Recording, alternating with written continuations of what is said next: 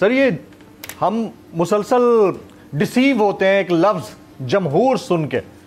ये सारे पूरे पाकिस्तानी सुबह दोपहर शाम जमहूर और जमहूरियत का राग अलापते देखते हैं, तमाम सियासतदानों को भी और नॉन पॉलिटिकल एक्टर्स को भी। लेकिन मैंने अपने सहाफ़ती करियर में वैसे इन जनरल भी मैंने बच्चा जमहूरा तो देखा है, जमहूर तो मुझे जलील और ख्वार ही नजर आया है। आप क्या कहेंगे? नहीं, मेरा तो आर्गुमेंट है कि पाकिस्तान में जमहूरियत एक ऐसी चुड़ैल है जिसने रूप धारा हुआ है एक हसीन औरत का। लोग इसकी तरफ लपकते हैं उसका हुस्न देख के, और वो दांत गाड़ देती है। आर्ग्यूमेंट मेरा बहुत सादा है और अब से नहीं है, कई सालों से है कि जमहूरियत निकला है लफ्ज़ जमहूर से। जमहूर कहते हैं अवाम को। तो तुम्हारी असेंबलियों से लेके सेनेट तक अवाम नाम की तो चीज़ ही कोई नहीं। आइन आइन करते हो, आइन किसने बनाया? सरदारों ने, वडेरों ने, जागीरदारों ने? बताएं। अब्दुल हफीज पीरज़ादा, जुल्फ़कार अली भुट्टो, वली खां, फलाना टमकाना, तोंदे शोंदे, ये क्या है? कोई वहां था, कोई इकोनॉमिस्ट बैठा हो आइन के बनने में, कोई रिटायर्ड वाइस चांसलर बैठा हो, कोई बड़ा कोई टॉप का इंजीनियर, बुढ़ा बाबा 65-70 साल का रिटायर्ड, वो कौन थे? ये 2 नंबर किस्म की लैंड रिफॉर्म थी। अच्छा छोड़ो, सारा झूठ है। All this is rubbish, fraud है सर। इसी का नतीजा है कि यहां पहुंचे। फ्रॉड है, टोटल फ्रॉड। तो हम टोटल फ्रॉड अपनी नस्लों को फ्रॉड दिखा रहे हैं। खा गया, फ्रॉड दिखा रहे हैं। उसका जहाज नहीं फट गया। इतना बददियानत आदमी था वो। बड़े से बड़े मुजरिम को भी ना फांसी की सजा के बाद वो हवाले कर दिया जाता है उसके वर्षा के। भुट्टो की अहलिया और बेटी को शक्ल देखने नसीब नहीं हुई।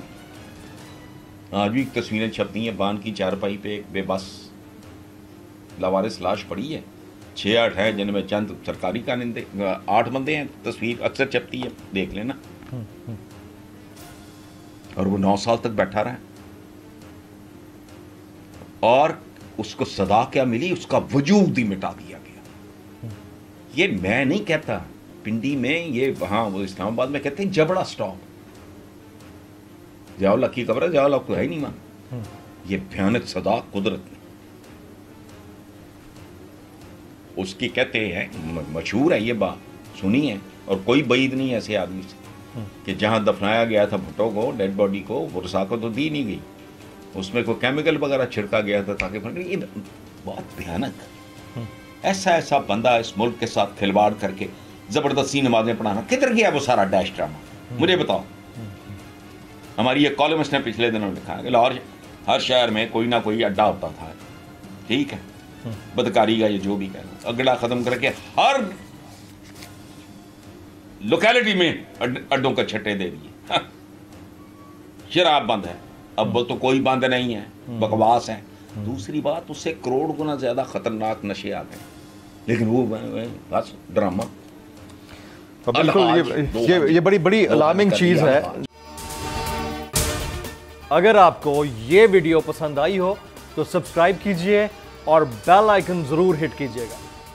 तो नजर आ रहा है सामने लिखा हुआ है जुल्म मिटने के लिए 2 चीजों से मिटेगा भाई। एक, अदल की कुर्सी पे जो लोग बैठते हैं ना, वो अदल के हिसाब से फैसले करने लगे। दूसरा, कौम निकल खड़ी हो जुल्म के खिलाफ, तो जुल्म खत्म हो जाएगा। या इन दोनों में से कोई एक चीज हो जाए या दोनों हो जाए। अगर 420 का मुकदमा था, उस वक्त अदलिया में जो लोग बैठे हुए केस देख रहे थे, वो पूछते ना यार चीट हुआ कौन है। जब उनको दिखता कोई चीट नहीं हुआ, केस खत्म कर देते। तो जालिम जुल्म कर ही नहीं पाता।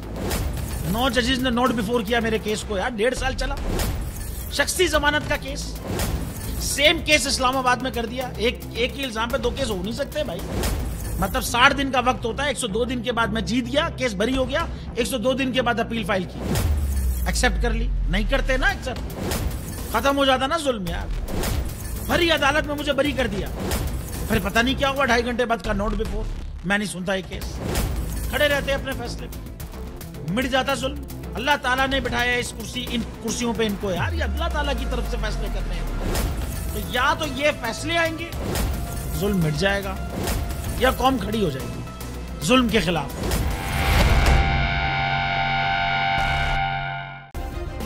सब्सक्राइब करें और बेल दबाएं ताकि कोई खबर रह न जाए।